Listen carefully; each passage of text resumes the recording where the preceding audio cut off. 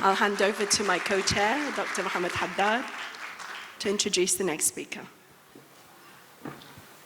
Thank you very much. It's my great pleasure to introduce the next speaker, Jaynaide Powis from the World Obesity Federation, the head of data and evidence, so the head of the truth, where we all go to ask whether we are talking all the truth or part of it. So she has a degree in biochemistry and a master in public health.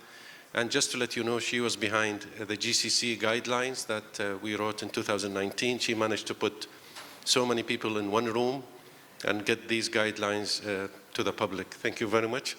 She will be talking to us about the economic impact of obesity. Thank you.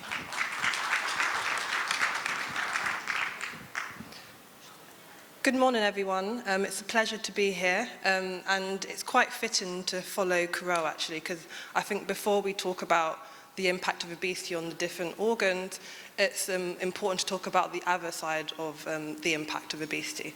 So I'm going to talk to you a bit today about the economic impact of obesity globally, why it's important to talk about it, and then just to talk a bit about what the data looks like from our global study for the UAE comparing to other GCC countries as well. How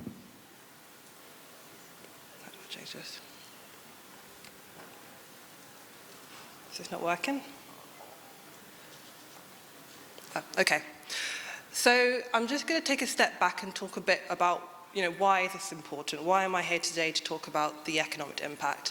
As I said, Carel has done a wonderful job about talking about the health impact of obesity, and I think that's the most common thing to talk about. But what we at the World Obesity Federation were interested in back in about 2019, 2020 was what are the other motivations for addressing obesity?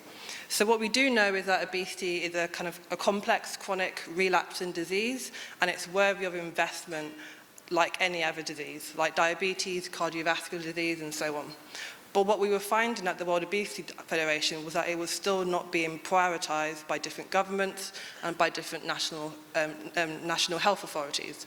And why is that? Because we know a lot about the health impacts, but perhaps we're missing the other impacts.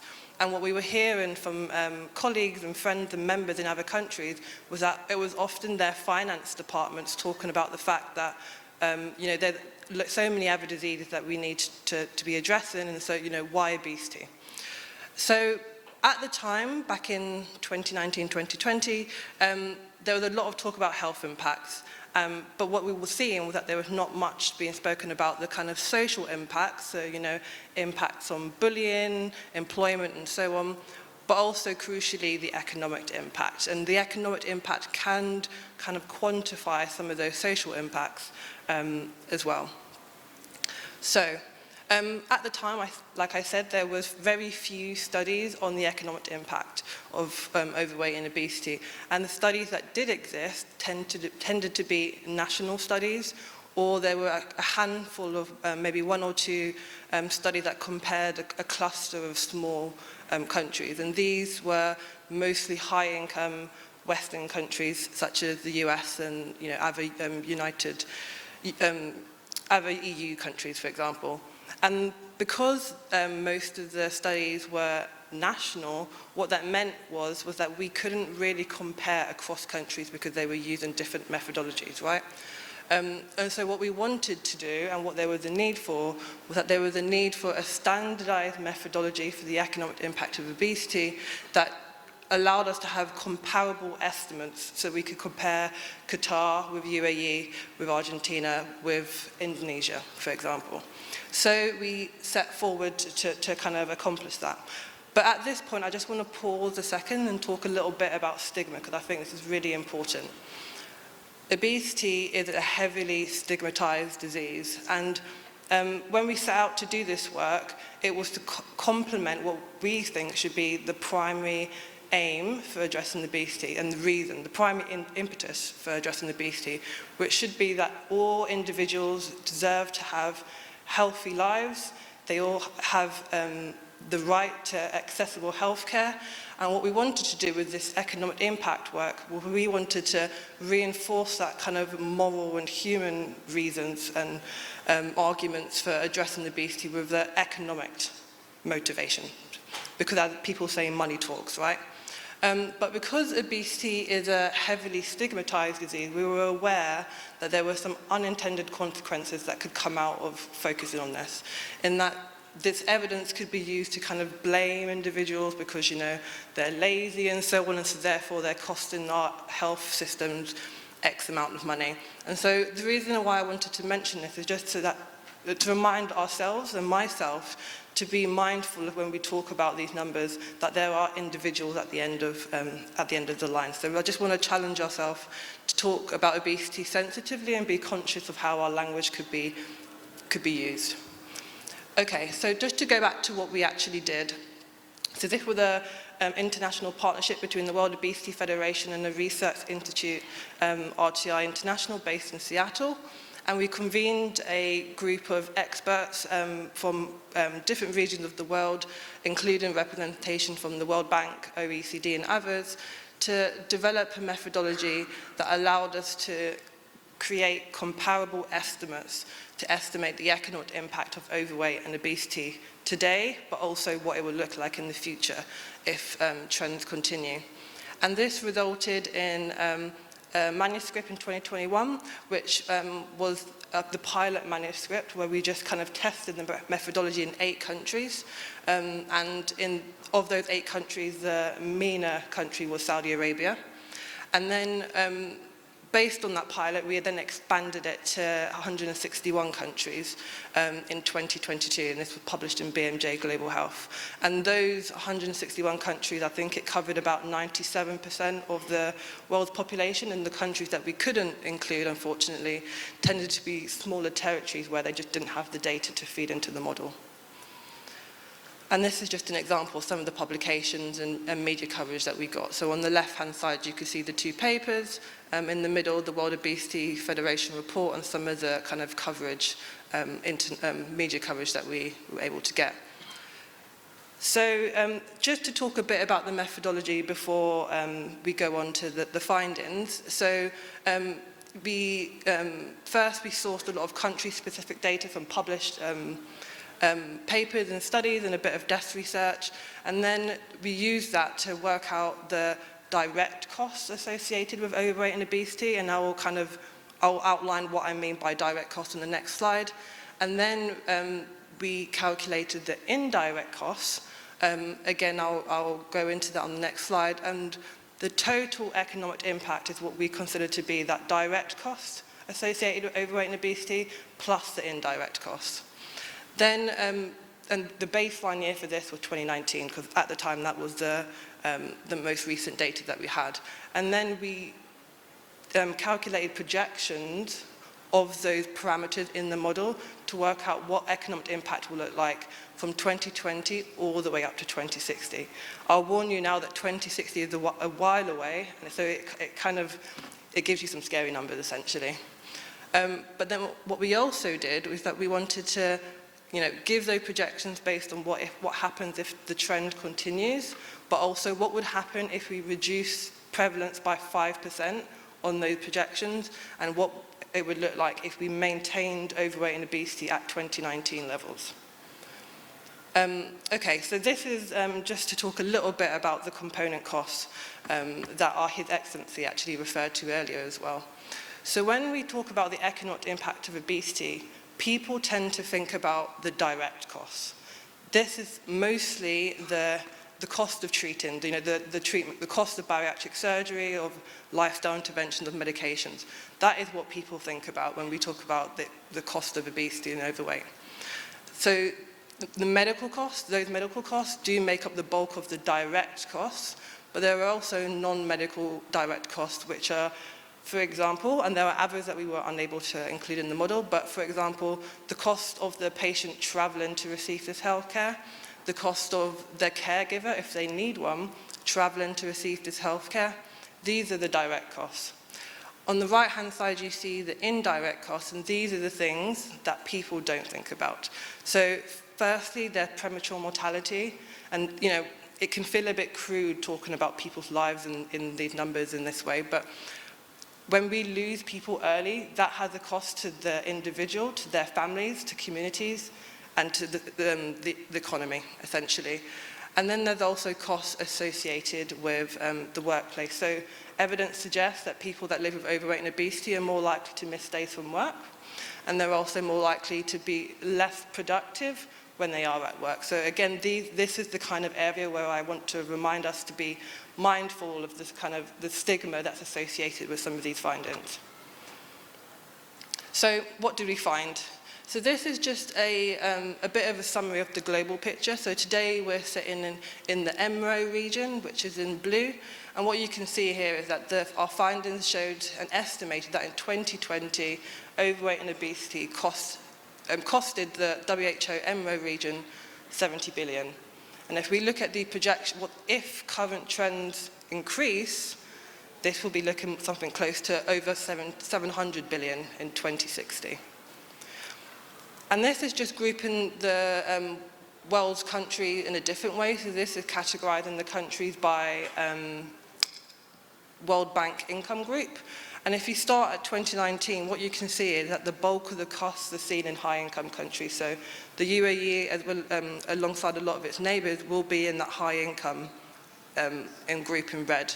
But as time goes on, if current trends continue, what you see is that the bulk of the costs will be seen in upper middle income countries. And this is something that us at World Obesity Federation talk a lot about, is that the numbers are looking huge in middle income countries. It is not just a high income country issue. So I think in 2020, we're looking at global economic impact of around 2 trillion. By 2030, it's looking about 3 trillion, but by 2060, it's close to 18. Huge numbers. And this is just to kind of break down what it looks like by the different costs. And I think this is why I wanted to really spend a bit of time talking about what makes up economic impact, is that the costs that people tend to think about, those medical costs, are a small proportion of the total economic impact. So it's only looking around 30%. The bulk of the cost of the social economic impact of overweight and obesity are in the things that we don't think about. The fact that people are losing their lives earlier, the impact on the workplace and so on. Close to 70% of those costs are coming from there. But to be a bit optimistic, as I said, we also did scenarios of what would this look like if we reduced overweight and obesity or kept it at 2019 levels. By 2060, we could be saving globally just over 2 trillion annually if we kept it at 2019 levels. So the situation in the UAE. So as I said, this is based on our global study, and one of the takeaways I want you to have from this work is to consider using the data that you have in your own country to generate more accurate numbers. But this is what we found for the UAE. So in line with other countries and the global numbers, the bulk of the costs are coming from premature mortality. A smaller proportion from the direct medical costs, so those are the healthcare costs, and workplace-related costs are also significant. And so in 2019, it was estimated to be just shy of 12 billion, this is US dollars, in the year 2019. So this is coming out at around 2.8% of GDP. This is in line with other countries. So this is just comparing to the other 5 GCC countries. And what you can see here is that there's a big variation in total economic impact.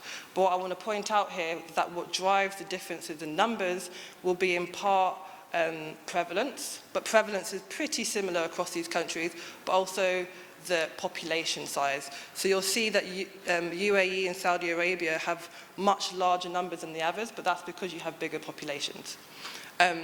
Other factors that will drive differences will be the strength of this healthcare system, the wages, for example, employment rates. But to be able to compare across countries, it's much better to look at the percentage of GDP. And this is where you see that the UAE is in line with its neighbours, but also in line with most other countries around the world. Most countries sit between 1.5 and 3% of GDP. But this is just to kind of, this shows the, what the trends would look like, but it also shows you what could change with action that we're starting to see in UAE. So the blue line is showing you just if things continued based on 2019 trends. The orange line is showing you what the difference that we could make if there was a 5% reduction on those projections. And then the grey line is showing you what would happen if we maintained overweight and obesity at 2019 levels. I think the takeaway here from this is that we can make a difference with coordinated action in prevention and treatment and management, but also that we should be aiming to reverse trends from 2019 levels. So we shouldn't be aiming to keep it stable, which some of the global targets actually maintain levels. We need to be trying to reverse it beyond that. And this is just showing the same information but as a percentage of GDP. But at this point, I want to, again, just remind people that I think one of the takeaways, I think, is that while this global work has been really illuminating, and I think it's driven an increase in this kind of economic impact work in national countries, it's really important for countries to be using their local data, as the UAE and Abu Dhabi are, to create more accurate numbers that are reflective of what's happening in their countries. And this is particularly because our estimates are probably underestimates. So this is just the list of parameters that we know have an economic impact, are result in the economic impact of overweight and obesity that we were unable to include in the global study. So we know from evidence, existing evidence, that stigma and discrimination have an impact on individuals and families and communities. This has a cost. What is the impact of children living with obesity being bullied in school and them therefore being less likely to maximise their academic achievements and so on? Those that live with overweight and obesity are more likely to retire early and to face unemployment. This also has a cost. The cost of lost income of caregivers was actually a parameter that we were able to include in the pilot study, but we couldn't include in the global study because not enough countries around the world had the data to do that. But again, this is an example of the kind of information that probably already sits in national databases that could be used to generate more accurate national numbers. Long-term disability, need for home modification, these are just a few examples of the kind of parameters that should be included in future studies. Okay, so I just want to leave with a few takeaways. I think talking about the economic impact of overweight and obesity is incredibly important, but what I want to remind you all that the primary impetus for acting on overweight and obesity should be the fact that all people deserve to live in healthy environments and have access to affordable healthcare. However, we can reinforce these arguments with talking about the socio-economic impact. And this is important when we're talking to resource-strapped health departments who have limited budgets and need to prioritise. Without interventions, the economic and social impact of overweight and obesity will be substantial for countries in all regions, but particularly for those in middle-income countries. And the economic impact in the UAE is in line with its peers in the Gulf.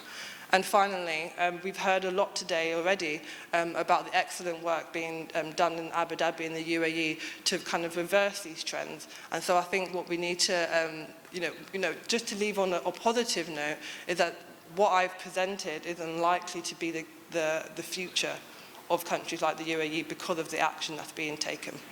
Thank you.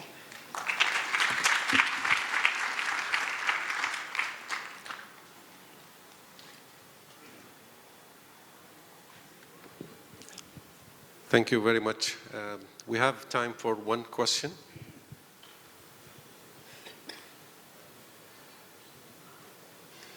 The numbers are scary. So I think we scared everybody. Yes. You scared everybody, Jaynaide. Sorry. Thank you very much, and we'll... Yes, you have one question. No question?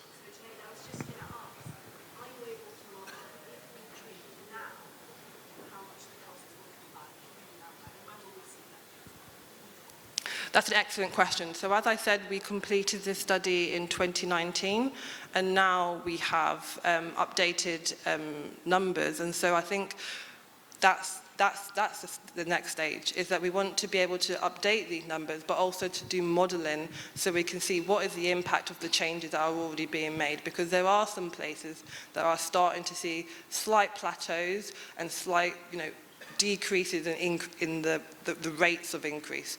And so I think that's the next stage, because the difference between the world of obesity today compared to 2019, 2020 is completely different. The treatment landscape has changed. Some governments are really starting to take positive mandatory action on policies. And so I think if we did the study today, numbers would be looking a bit more promising.